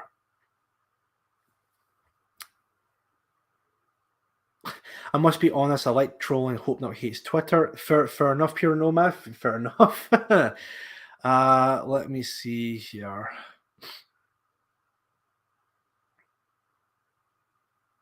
I remember Unwatched was creeping around Nick Griffin for some strange reason. I mean, I don't know anything too much about that, to be quite honest, but anyway.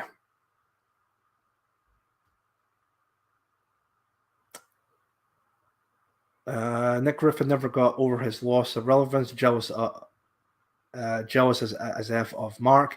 I'm sure it's all to do with jealousy when it comes to that. Definitely sure to do with jealousy. Anyway, moving on from there, another part of the expose that was brought to my attention was Hope Not Hate are basically an organization that completely makes shit up. Regardless if it's true or not, they completely make everything up. So they could write an article about, say, about Tommy or PA or Mark or Laura, or anyone at all, and they could just make whatever that's the most damning case of evidence, or well, not it doesn't even has to be evidence. They could just write whatever they want about a particular person, and it could be looked at as fact, despite the fact it's all completely bullshit. Was in the article and all of that. But they'll just write it regardless because they're that desperate to paint a certain picture of someone within the movement. Jacob J. Lauren either doesn't care or is incredibly inconsistent with her own principles. I'll just finish off with the Lauren Southern thing. I think she's a person who completely regrets being part of the right wing because, well, there's that whole thing she came out recently. She was on a stream with people like Ashton Whitty or Birdie, who's blocked me recently because I've made some quite spicy comments on her tweets, which were quite funny. But anyway, she made a point about how like people are being human or being a part of human trafficking within the right wing, which is quite a damning case. But of course, it provides no evidence with that whatsoever, but it expects you to just believe that. Then, of course, someone like Ashton Whitty would come up with something like there's like casting couches within the right wing, and I'm like, wait, are you talking about the distant right, or are you talking about the MAGA grifter right? Because if you're talking about the MAGA grifting right, I could definitely maybe see that type of stuff going on with that. But if you're talking about the distant right, the actual like right wing, like say like Red Ice TV or like PA or the National Justice Party or anyone like that at all, then I believe you're sorely mistaken with that. So I'm sorely mistaken with that. Rigor Mortis, is Paris still a part of PA or on good terms? I mean, I've not heard of any bad word of mouth or anything like that at all. I would imagine that Paris, or I think Katie, her name is. Sorry, excuse me again. I think she's still good terms with PA. I think she's still a fan of PA. I don't know if she's a fully member of PA, but she's still a fan of PA. So I've never heard of any bad word of mouth or anything like that at all. So but there we go. Anyways, moving on from there. Searchlight did exactly the same through the 70s and 80s. In fact, that was even brought up in the Exposé, because Searchlight is basically Hope Not Hate 1.0, and then Hope Not Hate was like the aftermath of Searchlight afterwards. Because they'll just come up with anything to try and to destroy a person's life. Ochiai-san is in the chat. Hello, Ochiai. Thank you very much for watching the stream. Hope Not Hate. We have some of those in Japan. They are indeed hateful liars. I didn't think they would be in Japan as well, but there you go. But yes. Yeah, she's English Rose in the chat saying she supports PA but is independent. Right, there we go. So she's still a fan of PA. So there we go with that. Other things to mention about the expose is that not only are with the case of Hope Not Hate, they're willing to just make shit up of whatever they can, but they'll also go to such dirty lengths of trying to destroy people's lives, even people that have nothing to do with Tommy or anyone from the movement. They'll just try and destroy people's lives. There's one part in this expose or documentary where the Hope Not Hate claims to have the location of one of Tommy's properties, and all of that. Turns out that the property itself was not owned by Tommy or anyone's related to Tommy Robinson for that matter, but instead this home was lived by a woman who was a victim of domestic violence, and it was like what they usually call it, like a sanctuary type of house. So if you were someone who's a victim of domestic violence, then you be lived in a secure home that the person who was committing the act of domestic violence, they don't find out where you live. So that's like a secured house for those people to live in type of idea. But that household was doxxed by Hope Not Hate, by Nick Laws. And of course, the woman, many people came to the house expecting to find Tommy Robinson, banging on the doors and windows and all of that. The 12-year-old and the mother were scared to death because of this. And it's just, I mean, it's all sorted now, but at the time that I never knew anything about that and how Hope Not Hate would go to such a length to try to destroy a person's life, or trying to pressure someone like Tommy and anything like that, despite the fact the person who lived in that house had nothing to do with Tommy Robinson or anything to do with the movement. And I think that stuff like that is absolutely disgusting. The length these people will go to again to try and silence people, to intimidate people. I mean, that's also stuff like intimidation tactics, like Katie was in the Northern PA conference. Yeah, I remember seeing her there. I think I might have chatted with her just a little bit, but I don't think she knew who I was, kind of a thing. But because I was at a point, I was not doxxed or anything like that at all. But I'm still anonymous at that point. But anyway, with that, let me see here. So yeah, I think what I find funny about Hope Not Hate as a group is that they're the type of people who anything they accuse of nationalists of doing, it could easily be applied to them, because everything that was mentioned in the expose by Tommy Robinson, there's a lot of drugs involved when it comes to it. There's a lot of intimidation tactics, a lot of money being thrown at the people for wanting to expose these people as humanly possible. It's just a lot of really shady stuff. And of course, I even remember one case, I talked about this back in November. This was during, I'm sure people may remember this, but this was during Remembrance Sunday. Myself and others from PA Scotland got together to pay our respects to the fallen who died during World War II and also World War One. Of course, being Remembrance Sunday, we had our own wraith that we planted in one of the statues that we were at. Well, later on, as we came to find out, someone from Hope Not Hate, I don't know if it was like the main guys who were mentioned in the documentary or someone who was part of Hope Not Hate, they thought it would be an absolute great idea to bin our wraith in a bin. And the reason for it being is because they thought it was a way of smashing the fascists. Like, yeah, take that, fascist, or any gay shit like that. And I really just don't understand how they thought that was good optics on their part, because people who didn't even agree with PA or any of our politics, even they thought that was a completely disgusting thing, what Hope Not Hate did. I mean, again, how do you think that was good optics to bin a wraith, especially during Remembrance Sunday? I don't know, but that really is absolutely utterly disgusting what they did. And again, everything that was mentioned in the expose, I mean, I wouldn't be surprised if Hope Not Hate were capable of doing all that type of stuff, if it was true or not. But if it is all true, then again, who are they to call us the horrible, hateful people with the nationalism, when, you know, they say we're the hateful ones, but it's very clear to us that they're the ones who are the most hateful group of people we've ever met. And everything, as I said, that's applied, everything that they accuse us of being can be easily applied to them with that. So, Jojo Gizmo in the chat, that fucker Nick from Hope Not Hate looks like he should be working in the village shop of Royston Vazzy, saying this is a local shop for local people. What I want to do now is I just want to have a look at some of the clips from this expose. Again, I don't know if you want to call it an expose or documentary, but where have I got to the last time? I also want to see if I can get to better quality here. One sec. Should be fine with that. Here's like examples of what I'm talking about here. Let me get to the Jada Francine bit, because this is quite an eye-opener for me with that, because I never knew this about that. And again, I think even Laura and Sam mentioned this on their show, Tea Time with Sam and Laura.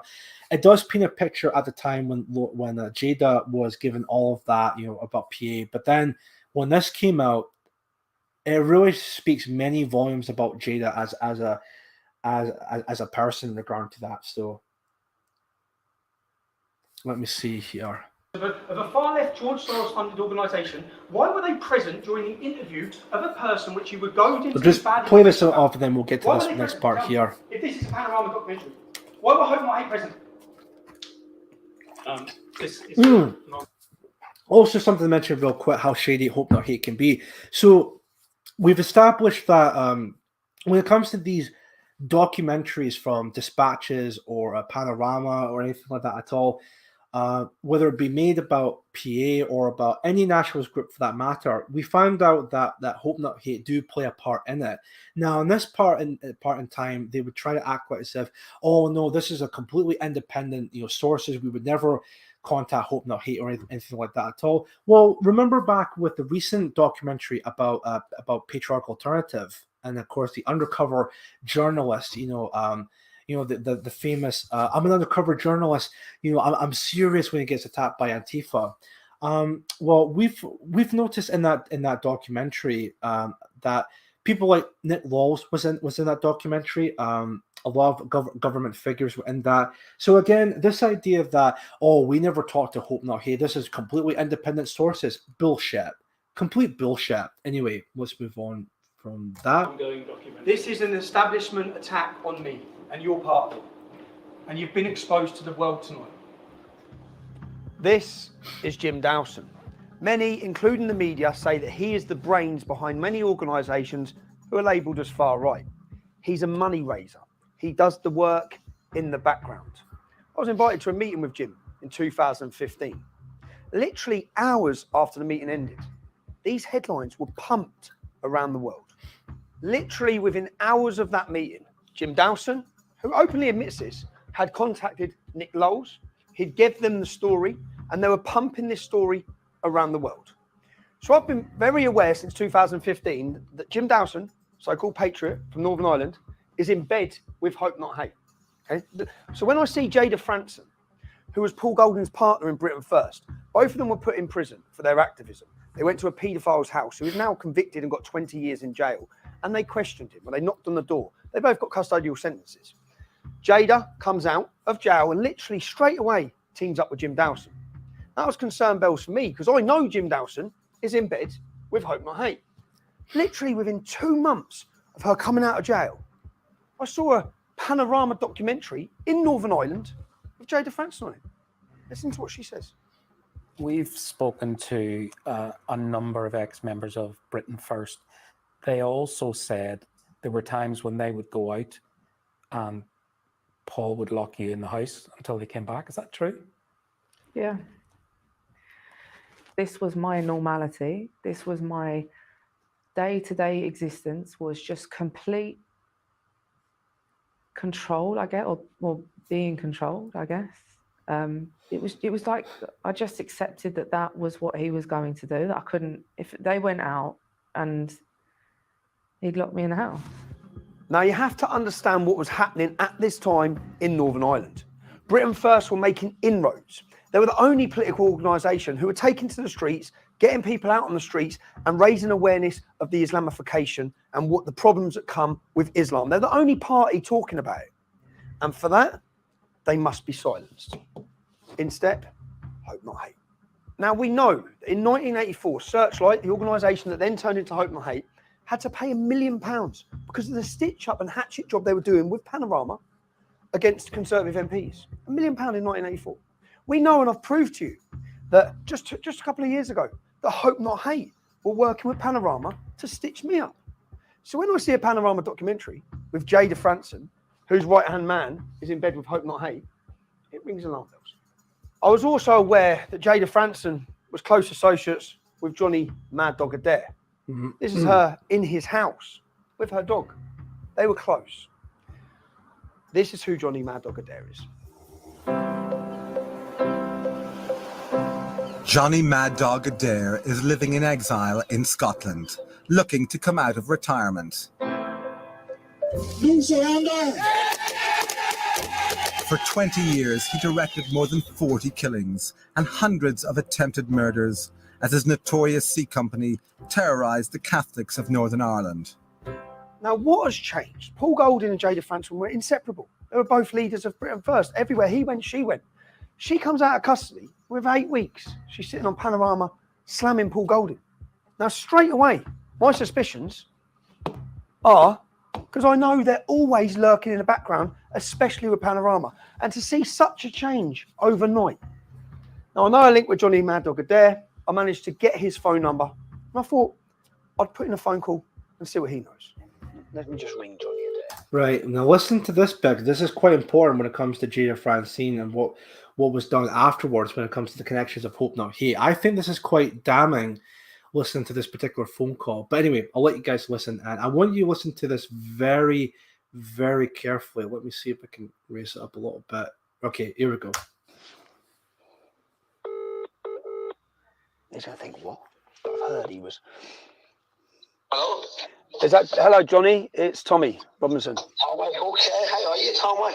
I'm all right, mate. I'm all right. This is good. No, thanks, buddy. Johnny, this is going to seem like a weird one, yeah? I'm looking at...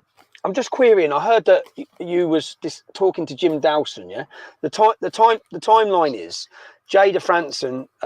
There was a documentary, a Panorama documentary, I remember. You remember When it? I spoke to, yes, and I don't know how long back, or 2 years, I don't know. Yeah.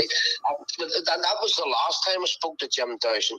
And to be honest, it was more sympathetically from my point of view, because Jada and Paul had their differences. But I mean, I respect for both of them, and I think that both of them done a great job.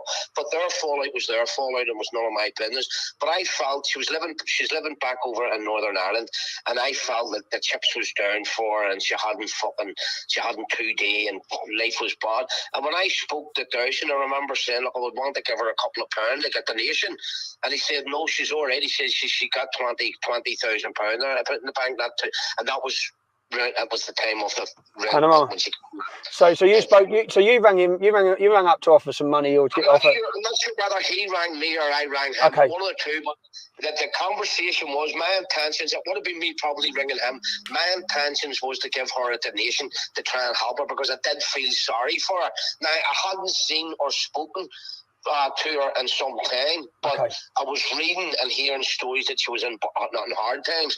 But then I heard that she was with Dowson, and them two were obviously working together. So when I contacted him, I said, look, listen, I'm hearing all these stories about Jada. I says, I would like to give her a few quid, as a donation. And he turned around and he says, no, she's already says she got £20,000 there. She's got £20,000, and the timing of this was just prior to the Panorama.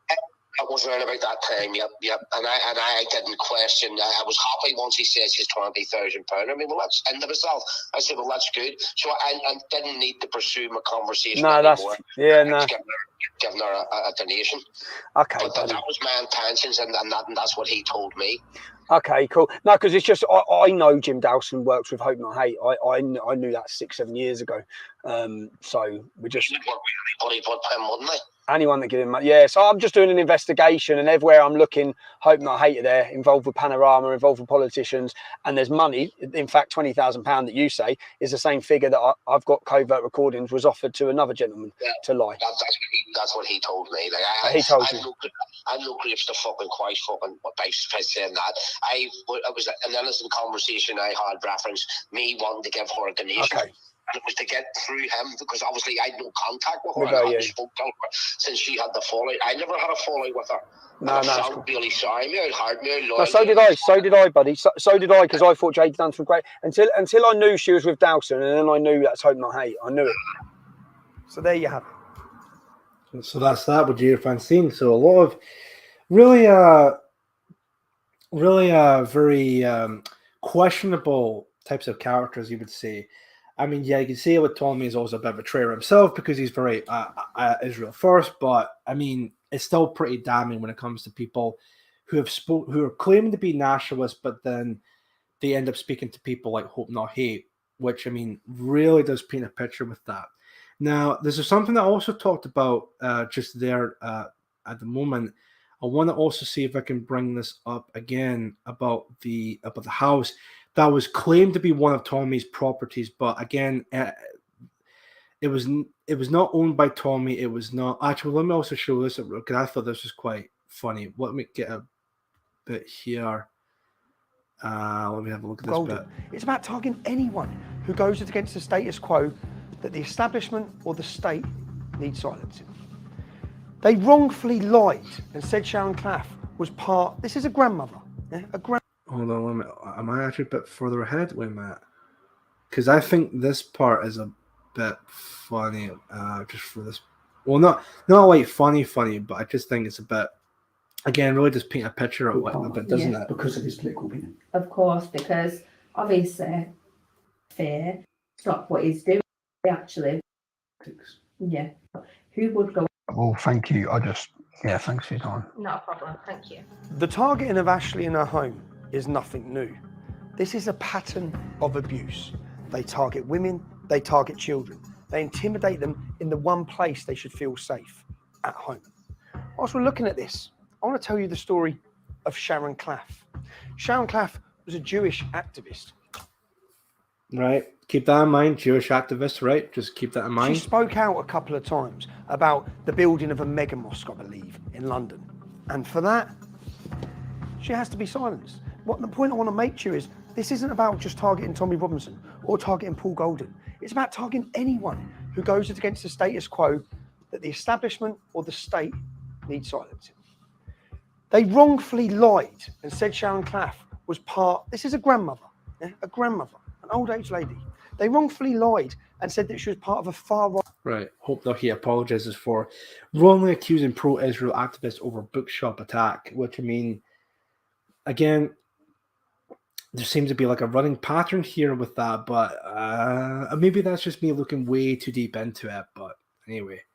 Organisation who took part in rushing a bookshop or something like that. Sharon Claff wasn't there. She never took part in anything. Yeah? She could prove that. Now, when she took them to court. Sharon Claff was in a position. Many of us aren't in a position to spend hundreds of thousands of pounds to take these organisations to court.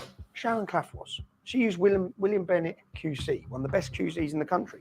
Hope Not Hate. Just real quick, English sailor, irony level Shakespearean. Dear. It's very Shakespearean, English sailor. Guilt, because that's what it was. They admitted that they lied and they apologised. And I believe they paid £50,000. Let's have a look at the mainstream media and their reporting on this apology and this win for Sharon Claff against this organisation. As you can see, there's no mainstream media reporting at all on the fact that Nick Lowell's organisation lied, endangered the safety of a lady who had a cross put on her by Hope Not Hate. She was violently beaten in the street after wrongfully being accused of part of a far-right organisation. Not one mainstream media run it. The only media that run it, the Jewish Chronicle. So proven to you, Hope Not Hate lie. You wouldn't have heard it in the media, of course, because it doesn't make the media. They lie about old women and get them violently attacked. Not just content with targeting me, targeting my wife, targeting my children's home. They also target my mother's.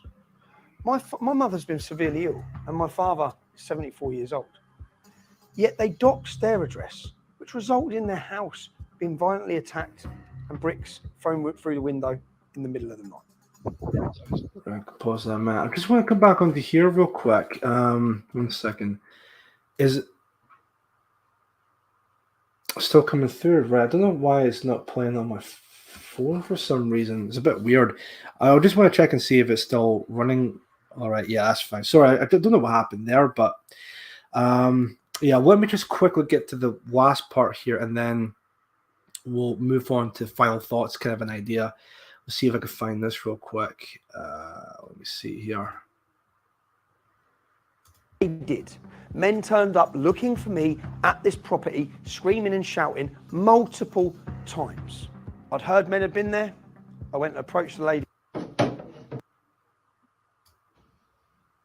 That's my address. Yeah, I'll take it now. And how? Because sorry, let me get to this bit here. This morning, my mother's house. The neighbours spotted them outside, videoing the property. Then I find out the same day that they were outside my mother's house, four Muslim men, had turned up at another property, which had a young 12-year-old girl in. They turned up there looking for me. Why did they turn up at this house? Because Hope Not Hate had put this picture online, alleging that it's my property. They're telling the public that I own this house. I don't own this house. I don't know the person that lived in this house. I do now, but I don't know the person that lived in this house. This house is located near to my mother's house. When they put this article online with a picture of the house, they literally directed people. It's a hard house to find. They directed people. It's next door to this old people's home. They literally directed people so they could find it. And find it they did. Men turned up looking for me at this property, screaming and shouting multiple times. I'd heard men had been there. I went and approached the lady at the property to find out what's going on. Are you all right? Yeah, morning. I'm just chasing up what happened yesterday. Yeah, well, I was out. Daughter rang me crying. Car was on the drive. Asians were walking around the house. She was upstairs. Told her to stay on the phone to me. I was coming straight back. She was crying. I told her to go and take a picture of the car. She didn't want to take a picture. She didn't want to go anywhere near it. She's got a good picture. She did, only because she could hear him walking around the back because of the gravel. She knew they were at the back. She ran to the front of the house, took the picture out, and went back into the room, hiding under a quilt.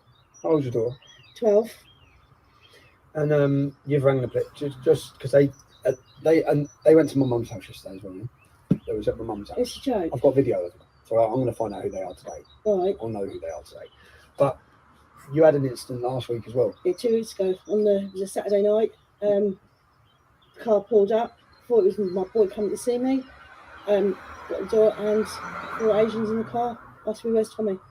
Where is he? Where's Tommy?" Told him, "I know who Tommy is. I live on there." This is when we got in contact. This is when I got in contact. You and you reported that to the police? Reported it to the police. The police came round, told me to make sure the doors were locked. Asked why it started happening, and I said it was to do with Black Hope Not Hate. Put it up on the internet. So how long have you lived here? Over a year now. Have you ever had a problem here? So the problem started a few weeks ago. A few weeks ago, about 2 days after the Hope Not Hate put it on the internet about you apparently opening this house. This is my house. No, it's not your house. No, but they said this is my house. They said it was your house, yeah. So I looked, there's a picture of a van on the drive. Yeah. And then someone's put racist cunt. Yeah. I've got lots of things where I'm looking. Yeah. That was my dad's van. My lad's friend's van. Okay. So with his number plate on it. You live here? I live here. With your daughter? Yeah. She's how old again, sorry? She's 12. How is she? Scared. She won't stay here on her own now. I've got her now drop over to my daughter's all the way in Dunstable before I can go to work today. Because I can't, she won't stay here. She won't stay here on her own anymore. How are you? Just shitting myself, I'm not going to lie. I don't want people coming down the drive. What do you... I know, I'm not trying to... Like, I'm going to come... I'm going... I'll get today cameras. I'm meeting some lads. Well, the police have said that they're going to secure the property for me to make sure that I keep the gate locked. When did they say that? Yesterday when they rode Okay, back. they're going to... Because they come to my mum's last night and they left... And they just left. So... And I said, what are you going to do about it? Because have you got... Where's your letterbox? I think my letterbox is around the other side of the door. Okay. I think it's because I'm already fleeing domestic violence. Because this was supposed to be the safe house anyway, but now I'm even more scared. So Nick Lowles, because I'm going to find him, do you want to come and speak to him? Yeah, I will. Well, let's see how he feels about this. You know, like we've already been terrorised once by my ex-husband. He's got... What happened last time? Well, my ex-husband, that's why I've had my house petrol bombed by him. And now I'm getting this done. It's not, I'm a little shitting herself. She literally is shitting herself. I find out that a lady in this house is a vulnerable victim. She's actually hiding. She's an ex-battered wife whose ex-partner had petrol bombed her previous property. I then find out that her relative had contacted Nick Lowles the very next day after the picture was put online, when she'd become fearful. Contacted Nick Lowles to tell him it wasn't my house. Did he right his wrong? Did he delete the picture? Did he apologise? No, he didn't. Because she's collateral damage. Just as Sharon Clough's collateral damage, just as Ashley's collateral damage. All these people are collateral damage as long as they get to put pressure on the intended victim, on the intended target, which is myself. Now, did this lady in the house have tens of thousands of pounds to take him to court to get her apology? No. If she did, he might have been forced to apologise for his wrongdoing, like he was last time. Now we're seeing multiple women scared in their homes. And that's a common tactic with Hope Not Hate. They'll do anything they can to try and silence or intimidate people to stop them doing from what they're doing. They're the complete scumbags. They're the complete cowards for what they do. And as I said, they'll do anything. They will do anything to try and stop someone for just speaking the truth, really. And that's what it is, really. So why wasn't there a fundraiser for that woman? I mean, you think there would be, but I don't ever remember there was a fundraiser. But I mean, you saw in that video, there's a video later on where that same woman goes up and speaks to Nick Lowles' wife to talk to her about it, to see if she can say anything to Nick Lowles. You can see hearing her voice like she's just like terrified and just completely just upset of the whole situation, because she was expecting this house to be like a sanctuary because of her domestic violence, of what happened to her, because she was a victim of domestic violence. And then for Nick Lowles and Hope Not Hate to do that and trying to claim as if the property itself was owned by Tommy Robinson, again, despite the fact she has nothing to do with Tommy or anything to do with nationalism whatsoever, then as Tommy said in that clip there, she was used as like collateral damage. And again, Hope Not Hate, Nick Lawson, and the like, they're the same group of people that say we're the bad folk. We're the ones who are the problems of society. When it's so clearly obvious that anything they say about us can easily be applied back directly to them. They're the hateful ones. They're the scumbags. They're the traitors. So yeah, don't want to end the stream on a sour or sad note. I mean, obviously, I don't agree with Tommy Robinson or anything like that at all. He's done some good in the movement, but obviously he's done a lot of bad things. I think he's done a lot of very questionable things when it comes to nationalism and of course his ilk. But anyway, I think the expose, it does paint a picture with Hope Not Hate. I'll say that. So, and that's going to be that, I think. So 6:45. And it may be a little bit early, but I did say at the start of the stream that I'll be ending the stream a little bit earlier than usual. Again, just so because I can go out, get something to eat, and of course come back, speak to some of the guys from PA Scotland, again, get some advice about if we're going out leafleting and we're going to football grounds, what do you do in that situation? Kind of an idea. Tommy Robinson isn't a nationalist. I know he's not. No, he's anything but a nationalist. Especially when he talks about PA or Mark or Laura or anyone from any nationalist, like true proper nationalist for that fact. So yeah, is Tommy a nationalist? No, he's not a Strunkian dog. He's not a nationalist whatsoever. They all seem to know each other. I mean, it's a bit weird. It is indeed. So very weird in fact. Thank you, Steve Shaw. Hail the Chief. Thank you very much for that. So I think I will end the stream there. Just hold on 1 second. The story about the woman's house, hasn't Tommy done this all because this all before a few years ago? I distinctly remember also his previous house with its new owners was dogs. Is it another distraction? I mean, it's possible. I don't know when it comes to that, but I just think it's just sad and disgusting that ordinary people who've nothing to do with nationalism or anything like that are also getting thrown into the woodwork by Hope Not Hate or anyone like that. So, spread distrust. First, drive your enemy mad with internal distrust. They will destroy themselves, as said by some. Oh, I'm not going to read the rest of that English sailor, but thank you very much. Dear. Anyway, I will end the stream there. Again, I know it's a bit earlier than expected, but I'm going to get something to eat and then, of course, have a chat with some guys from PA Scotland. So hopefully everyone enjoyed tonight's stream. I will be back on Sunday at 5 p.m. again. That's usually the normal time on a Sunday stream anyway. So I'll be back on Sunday at 5 p.m. until 7. I'll keep you guys posted for any updates or anything like that at all. And that's going to be it. I'm going to see if I'm going to find like a song, like an outro song for tonight's episode, and then we'll see from there. Let me see here. What song to play us out with, I wonder. Oh, you know what? I played this song before, but I really like this song. You can find it on Odysee with the PA Scotland channel. I'll see if I can get this up here just now. And it's by the band called Kinsfolk. I don't know if they're going to be producing another song at some point, but I really hope they do because I really like their songs, especially this one I'm about to play just now. Let's see here. And also, while I'm looking for the song, again, if you would like to support me, you can follow me on YouTube, on Odysee, and all the other platforms like Telegram and whatnot. If you would like to contribute to my work financially, again, the links for my coffee page or PayPal will be in the description down below. Again, please don't feel obligated as if you have to do that. If you like to, I greatly appreciate your generosity. If you don't, then again, that's completely fine. I'm not going to lose any sleep of not receiving donations or anything like that at all. The option is there, basically. So if you want to support me with that, then by all means, go right ahead if you would like to. I've got the song up here just now. That's perfect. Right. So with that being said, I will see you guys later. I hope you've all enjoyed tonight's episode, and I will be back on Sunday at 5 p.m. with episode 91.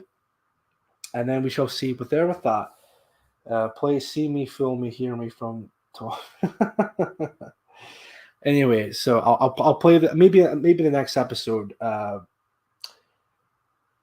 Strontium Dog, but we'll see with that in the future. So anyway, thank you all very much for watching. This is Chief Moody signing out. You have been watching the Mood of the Nation podcast, and I will see you all in the next episode. Take care, stay safe, and enjoy the rest of your Thursday evening. And thank you very much.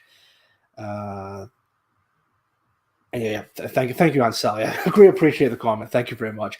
Take care, stay safe, and enjoy the rest of your evening. Thank you, and good night. Take care.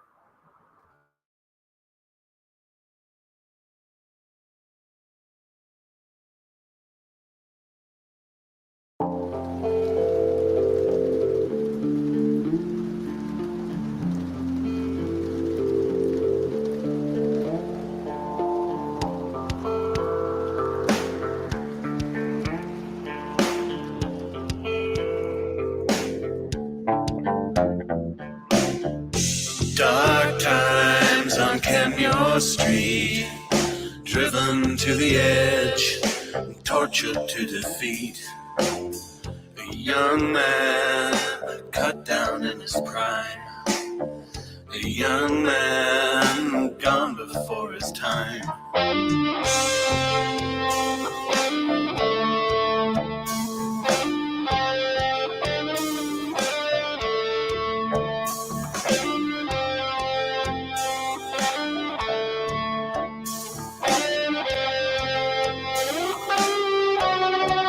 Not by you, and not by them. They're only too happy to let you forget about him. We won't forget about him.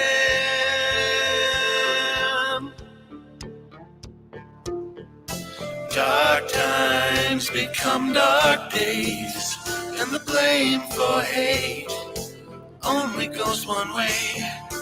But they don't want you making that connection, because it's inconvenient to remember.